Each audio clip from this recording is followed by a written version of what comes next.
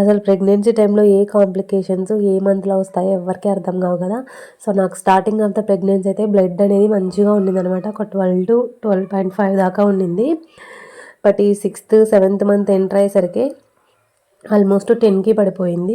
Because ఏమీ తినట్లేదనమాట. ఎందుకంటే వానికి పెట్టడము వాడిని చూసుకోవడంలోనే సరిపోతుంది. ఫ్రూట్స్ తీసుకోవడం లేదు, ప్రోటీన్ పౌడర్ కానీ ఏమీ అసలు యూజ్ చేయడం లేదనమాట. అయినా ఫస్ట్ ప్రెగ్నెన్సీ మీద ఉన్నంత ఇంట్రెస్ట్ సెకండ్ ప్రెగ్నెన్సీ మీద ఉండదు అంటారు కదా, అది నాకు కూడా అలానే అనిపిస్తుంది. కానీ నెగ్లిజెన్సీ చేయకూడదు, ఎందుకంటే బేబీ హెల్త్ ఇంపార్టెంట్ కదా లోపల.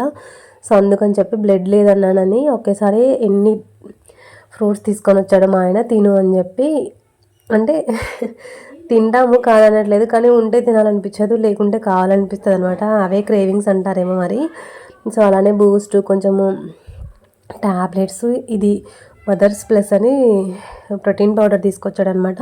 సో ఎవరైనా యూజ్ చేస్తుంటే యూజ్ అవుతుందా లేదా అనేది కామెంట్ పెట్టండి నాకు.